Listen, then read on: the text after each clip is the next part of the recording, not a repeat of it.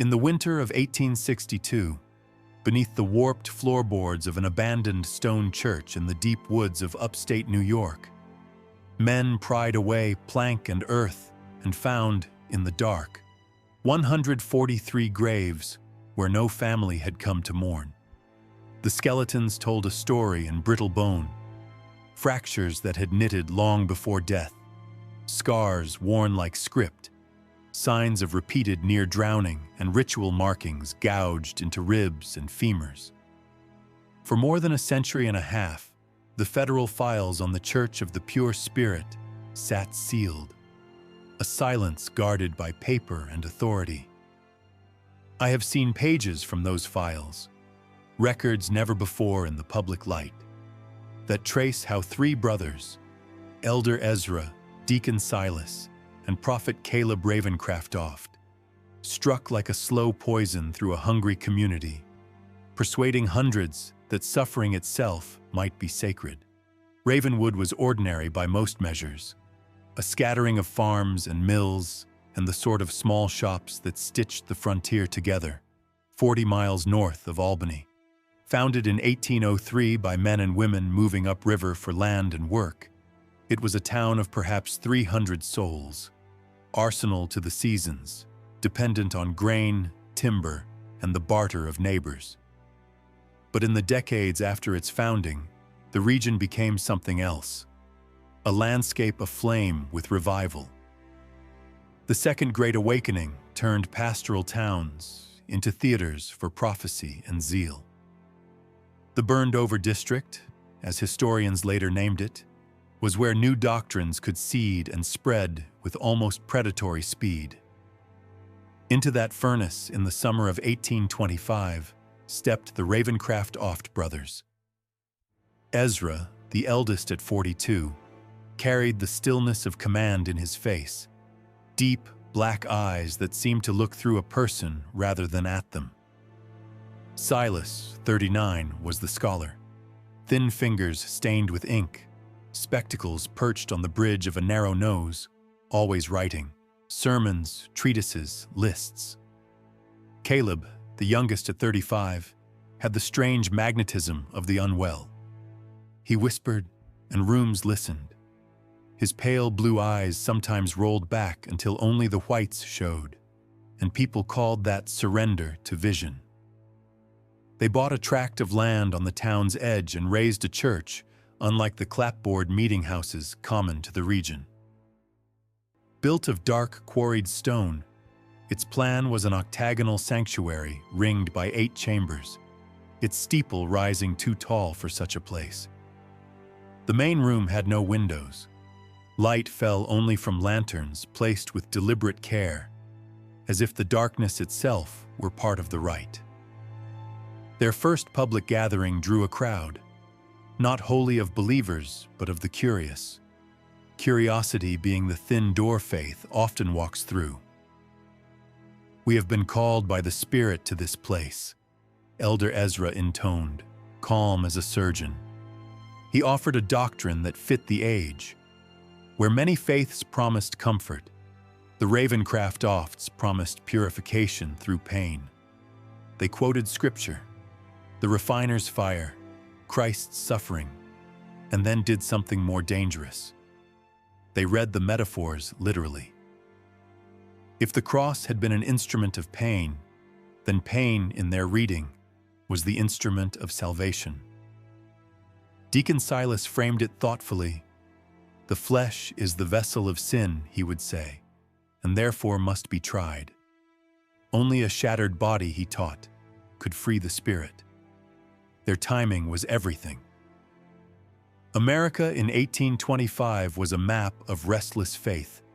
Episcopalians and Presbyterians losing ground, Methodists and Baptists winning hearts with fire and testimony, new movements cropping up like weeds. The Ravencraft message, selective, intense, punitive, found the liminal, the grieving widow who wanted meaning, the troubled soul desperate for redemption, the affluent seeker hungry for an experience beyond polite worship. Prophet Caleb alone interviewed would-be converts, his assessments final. Those admitted were told they were vessels, a language that flattened dignity into function. Margaret Wilkins was one of the first to fall under their sway, a widow who had buried her husband and 2 children to scarlet fever. She wrote later in a journal recovered by investigators. He looked at me as though he could see my thoughts. Ezra told me my suffering had meaning. It mattered, that word, meaning, offered like warm bread to someone starving. By 1827, nearly 100 souls attended the compound. Some lived in crude dwellings around the church, others in their town homes, but spent the days within the compound's shadow. The brothers urged donations, land, savings, explaining that property and attachment weighed down the spirit. The truly devoted became vessels of the Spirit, a special class whose devotion required more rigorous purification. At first, the rites were shallow and theatrical. Long fasts, night vigils, hypothermic plunges meant to simulate the drowning of the sinful self. Small cruelties, practiced and framed as virtue, yet the escalation was methodical. Like the frog in warming water, the congregation acclimated. Practices grew harder, longer, stranger. By 1829, work had begun on chambers beneath the church.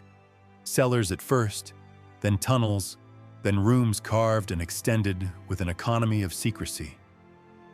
The brothers tightened their hold on bodies, on minds, on the calendar of every believer's life. They controlled marriages, property, letters. They wrote doctrine that read like law. Within those dark corridors, decisions that would once have been moral became technical, scheduled, efficient.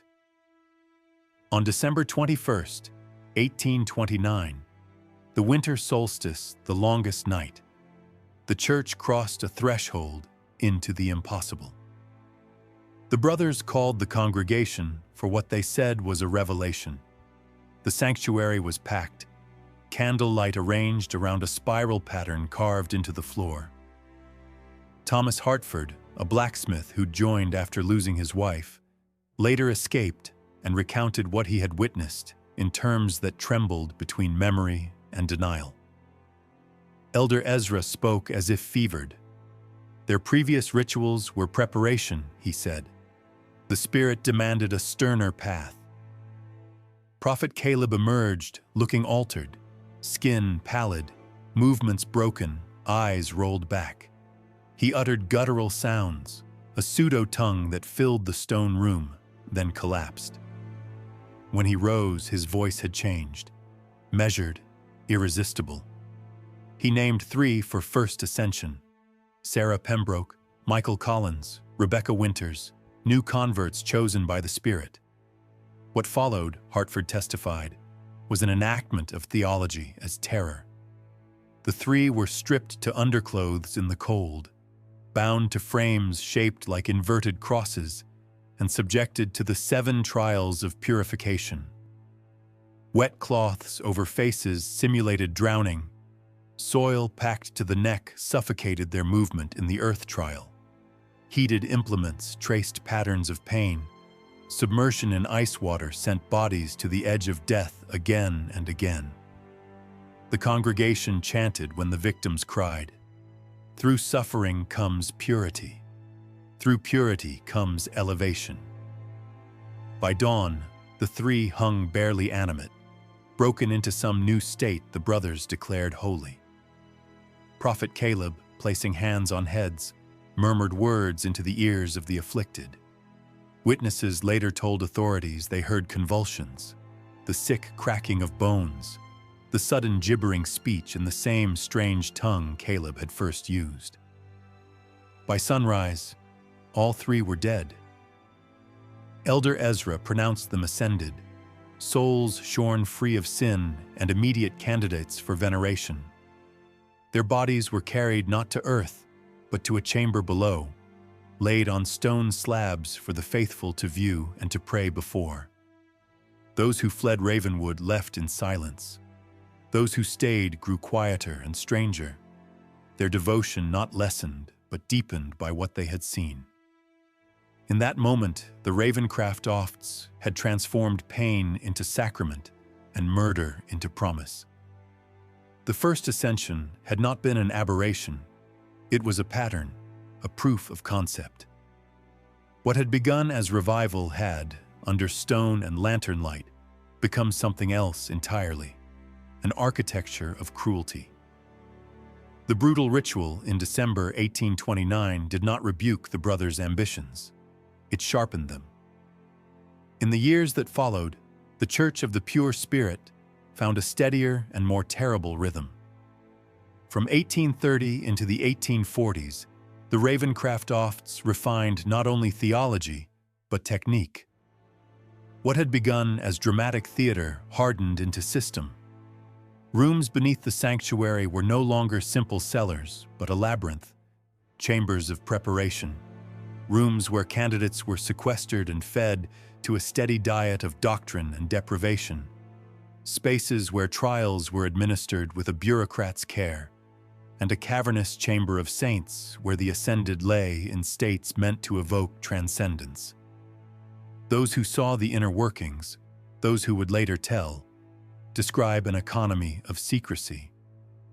Ordinary laborers who had helped in the initial digging were gradually replaced by the faithful. Trusted members, called vessels, were trained to work the tools, carry provisions, and keep the earth from speaking. The brothers taught austerity and obedience, and with time even the grotesque became familiar. New members first learned of the underground as allegory. Later, as privilege, they were admitted to a sanctioned viewing. Finally, the most devoted were invited to participate.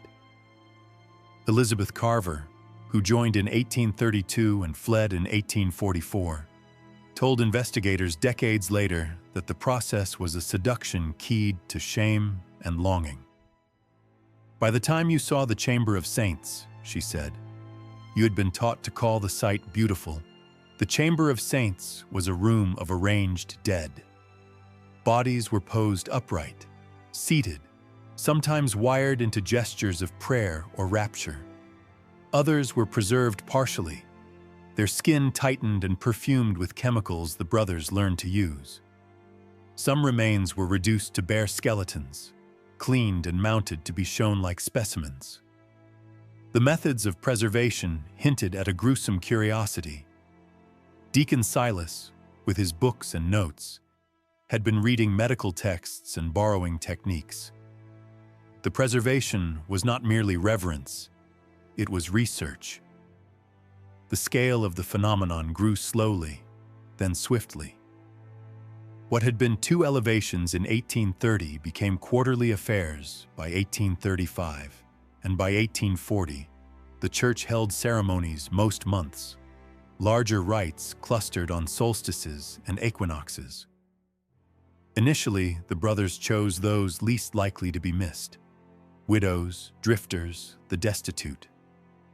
As the cult's confidence deepened, they turned to more brazen selections. Devout families, admired elders, even children. Parents learned to tout the honor of giving a child to the Spirit, believing sanctity would follow sacrifice. Carver, who watched friends give their children, later recounted how entire households competed to offer the most luminous candidate. The language of virtue had become a ledger of victims. Money and medical curiosity fed the machinery. In the 1840s, Deacon Silas cultivated relationships with agents and anatomical houses in Albany, New York City, and Philadelphia. Medical schools of the era had a persistent black market for bodies. Resurrection men and poorhouse claims could not satisfy demand. The Ravencraft Offs found a market for their prepared remains. Church records, later seized, show transactions marked as research donations and specimen provision. The commerce solved 2 problems at once. It removed evidence and it funded expansion. But it also taught the brothers new methods: how to preserve tissue, how to minimize surface marks while producing profound internal trauma. The enterprise matured into a cruel industry. Rumors drifted outward. Families complained when sons and daughters who had joined did not return. Former members moved like ghosts through neighboring towns. Their countenances collapsed by shame or fear. Yet community suspicion alone could not overcome religious liberty or the brothers' outer civility. Publicly, the Ravencraft Offs were benefactors. They hosted meetings, donated to temperance causes and orphanages, and opened their compound to carefully managed visitors. The contrast between appearance and the chambers under their feet was intentional, a theater of respectability. The first authorities to suspect more than rumor were not ministers, but a postal inspector named James Thornahill. In 1847, Thornahill's inquiries into banking irregularities turned up patterns inconsistent with ordinary church finances: sudden large cash deposits, payments to distant institutions with vague descriptions. His curiosity led him, indirectly, to a woman named Martha Simmons, a former member who had fled after witnessing her sister's elevation. Simmons told Thornhill of rituals, of tunnels, of the smell of chemicals in the air, details so specific they aligned with the financial anomalies he had already noted. Thornahill filed what he could, but found official reluctance. Religious groups were protected by law and by habit. So he gathered what evidence he could in the margins: notes, confidants, quiet inquiries. Medical corroboration came from Dr. William Garrett in Albany, who noticed a troubling pattern among donated bodies. Corpses he received showed signs of healed fractures and injuries inconsistent with the stories of natural death. Their wounds suggested asphyxiation and prolonged physical stress. In 1850, Garrett sent Thornahill detailed reports. These documents were the first scientific voice urging investigation, an argument that spoke in the pragmatic language of anatomy rather than accusation. Meanwhile, Prophet Caleb, whose visions had once been the instrument of recruitment, became a problem the brothers could not fully control. Over the years, his prophecies grew wilder, his utterances less decipherable. By the spring of 1851, his mind frayed into episodes of terror. He raved of spirits in the walls and of organs mapped with sacramental meaning. His brothers tried secrecy first, limited his appearances, and confined him to an underground cell, but containment failed.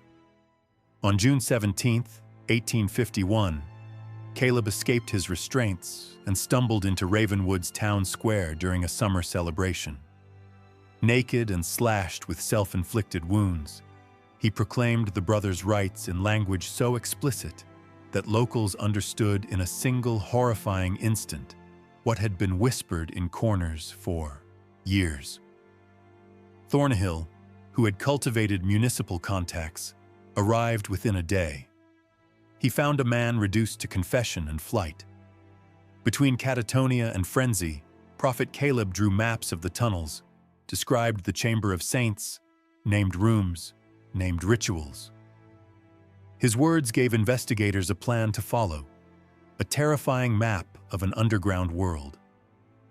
With that, Thornahill secured permission for a proper search, but the brothers had been expecting the possibility of discovery. Their contingency, documented later as the cleansing flame, was brutal and meticulous. Orders went out to remove incriminating ledgers and to shift the most recent remains. Then the church itself was set to burn in a controlled conflagration. Enough damage to look tragic, not damning. Enough confusion to bury certain entrances. When authorities swept the charred building on June 19, 1851, the brothers greeted them with bereaved composure, their faces a practiced mask. "God tests us," Elder Ezra told investigators, voice steady. "We shall rebuild." The investigation that followed was a struggle against preparation and denial. Flooding had been engineered into parts of the tunnel system. Entrances had been collapsed, rooms stripped. Yet enough survived to render the investigators speechless. They found tables and restraints and implements altered for the administration of pain. They found jars of chemical agents and notebooks with anatomical notations. And in the Chamber of Saints, despite the brothers' efforts, lay dozens of remains, skeletal, partially preserved, arranged as if still participating in worship. Federal investigator Daniel Blackwood, who later compiled the official report, wrote with a kind of measured despair, "The scene defies adequate description. The public learned in censored fragments. Newspapers, constrained by Victorian sensibilities, offered blunt headlines. But the evidence that could not be hidden was overwhelming. Bones, records, descriptions from those who had fled. And in a hidden compartment beneath Deacon Silas's quarters, investigators found a ledger that made denial impossible. Names, dates, methods, sales. The handwriting was Silas's. Entries attributed direction to all three brothers. The ledger read like a logbook for atrocity. On July 3, 1851, Elder Ezra and Deacon Silas were arrested, charged with murder, fraud, and the desecration of human remains. Prophet Caleb, too broken to stand trial, was confined to the Utica Asylum. The arrests transformed a whispered terror into a public case, but they also opened new and darker questions about the reach of the brothers' enterprise. How many victims? How many locations? Who else had known? And to what degree had medical establishments colluded, knowingly or not, in this trade? The answers, when they began to come, would show the Ravencraft off's crimes to be both surprisingly local and unnervingly networked. Crimes that reached beyond the cloistered stones of one church into the hospitals, ledgers, and ethics of a nation. The arrests of Elder Ezra and Deacon Silas did not signal the end of the story, but the beginning of an excavation, one not only of earth, but of decades of deception. As investigators sifted through what the brothers left behind, it became clear the crimes in Ravenwood were not anomalies born of a single misguided community. They were the latest chapter in a pattern stretching back more than 30 years. Federal investigator Daniel Blackwood, now stationed in a temporary office near the ruins of the church, began assembling a timeline from scattered records, testimony, and artifacts. The picture that emerged was wider and older than anyone had imagined. The Ravencraft offs had operated under different names in Connecticut, Pennsylvania, and Ohio long before their arrival in New York. In each place, they established religious groups, gathered adherents, practiced escalating rituals, and left abruptly, just before suspicion could harden into inquiry. Ravenwood, he wrote in a confidential report, was not the beginning. It was only the culmination. More troubling still were the brothers' correspondences with anatomists and medical institutions.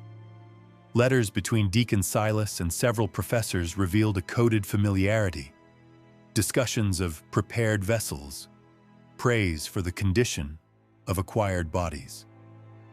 One letter from a Philadelphia anatomist in 1844 lauded the consistent patterns of physiological stress exhibited by specimens the church had provided. The language was clinical, detached, and deeply incriminating. The Ravencraft offs had not simply been conducting religious rites. They had been performing experiments. Dr. Samuel Prescott of the Albany Medical College examined many of the recovered bodies and told investigators the injuries revealed a systematic study of pain and its effects on the human system. Patterns repeated across victims: controlled oxygen deprivation, calibrated burns, deliberate fractures, prolonged sensory deprivation. These were not improvisations of cruelty. They were trials. As Blackwood dug deeper, a strange name emerged from the brothers' early history. Simon Ravingwood, a visiting lecturer at Harvard Medical School in the 1820s, known for controversial theories about the relationship between agony and ecstatic consciousness. His ideas were dismissed by contemporaries as morbid conjecture. But when former student Dr. Jonathan Crane read accounts of the Ravencraft investigation in 1851, he recognized the man's face in the newspapers. Simon Ravingwood and Silas Ravencraft, he swore, were one and the same. The implication was chilling. Their religion had been constructed not merely as a tool of control, but as a framework to justify experimentation. Ritual provided the language, scripture supplied the metaphor, but the purpose lay beneath both. The brothers sought a map of the human spirit through the dissolution of the body. In late summer 1851, investigators discovered a locked room beneath Deacon Silas's quarters, holding hundreds of notebooks. The journals documented experiments back to the 1810s, filled with anatomical sketches, timed observations of suffering, and fragments of theories that wavered between the mystical and the medical. One entry from 1848 read, "Subject 157 remained conscious 47 minutes after removal of redacted. Vocalizations consistent with prior trials. Blood loss 1.7 liters. Results support hypothesis regarding persistence of function beyond threshold of perception." When Elder Ezra was confronted with these journals during interrogation, the mask he had worn for decades slipped. He laughed, not with hysteria, but with a cold, level certainty, and told Blackwood, "You think this is blasphemy. It is merely what others fear to study. We gave death its purpose. We freed knowledge from superstition." The notion that suffering could be harvested as data had guided their every cruelty. By autumn, the case reached deeper horrors. Investigators identified at least 276 victims, already surpassing Prophet Caleb's claim of 217. Soil analysis suggested more bodies had been buried beneath adjacent properties, and letters between church members hinted that not all victims had joined willingly. Some had been drawn to Ravenwood through false promises of employment. Others had been abducted outright. One such letter from a church associate in a neighboring town read, "The red-haired Irishman who passed through last Thursday will make an excellent vessel. No family, strong constitution. Expect him by Saturday." With this evidence, the line between cult and criminal enterprise blurred into something colder, a mechanism of acquisition and disposal. As the scope widened, so too did public dread. Newspapers sharpened their language. Meetings were held in town squares where families of the missing begged for recognition. Former members spoke in hushed tones to reporters who scarcely knew how to frame their words. A national audience was discovering a horror that had lived quietly among them for decades. Yet the greatest revelation still lay ahead.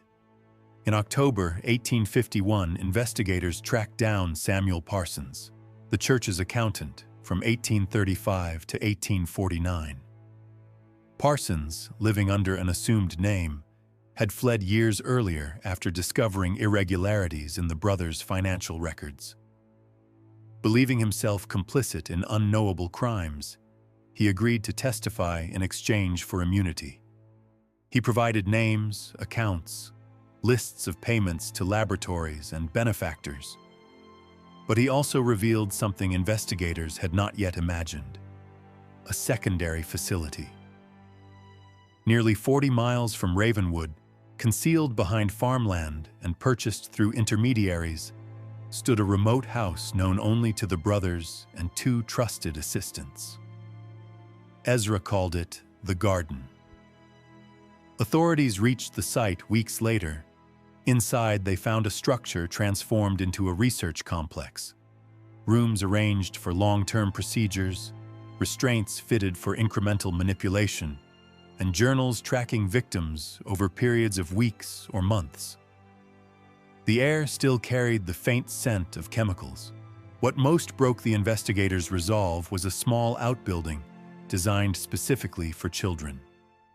Cells sized for small bodies, tools scaled down.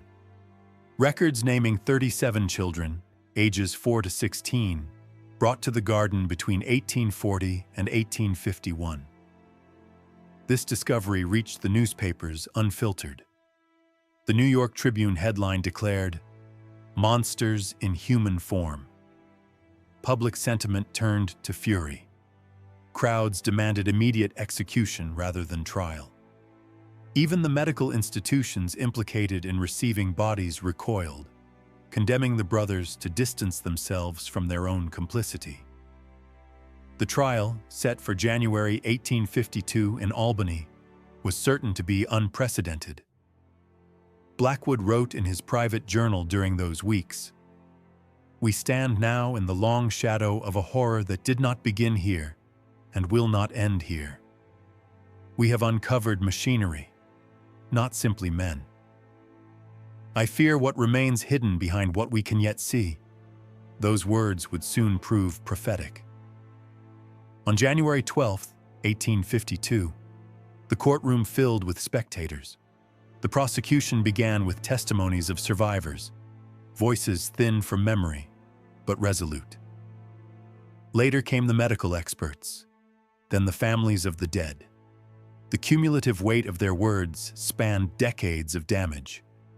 Throughout the proceedings, the two surviving brothers behaved differently. Silas withdrew into a pall of exhaustion, barely speaking. Ezra sat upright, composed, listening with a faint, inscrutable smile. Onlookers said he appeared almost proud, as if hearing recitations of his own work. The defense argued religious freedom, that the ceremonies, however extreme, had been entered into willingly. But this claim crumbled as soon as evidence from the garden was shown. No ritual doctrine could explain abducted children. No theology could justify those rooms. Near the end of the trial, Elder Ezra made a request. He wished to speak.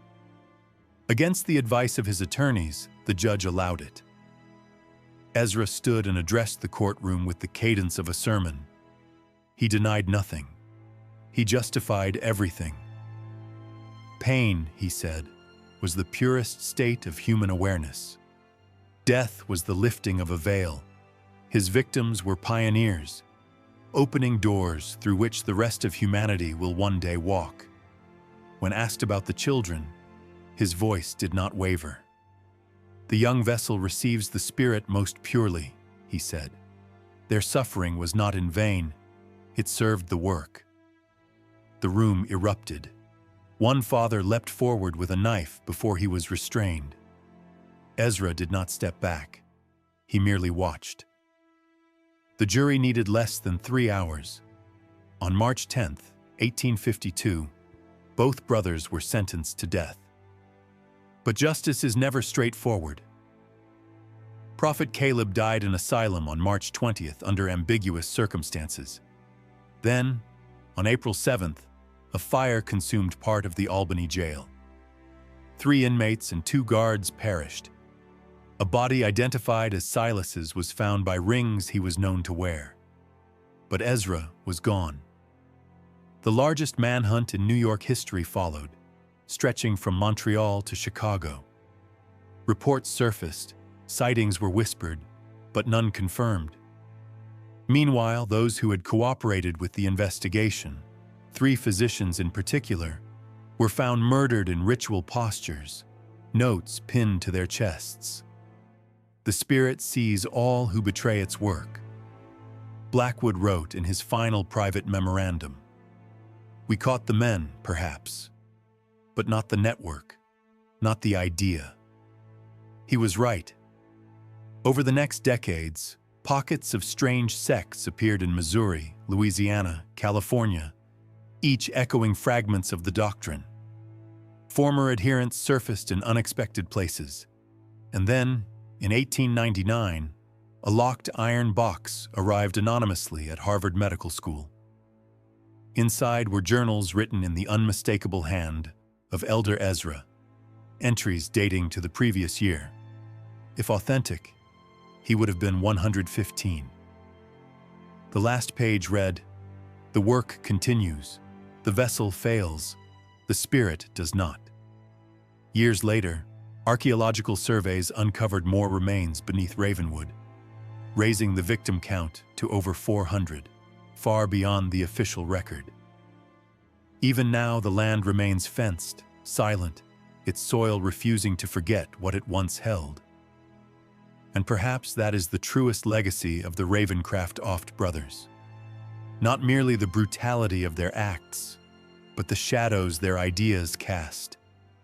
Shadows long enough that even today they reach us, asking quietly, insistently, what horrors might still walk beneath the surface of belief.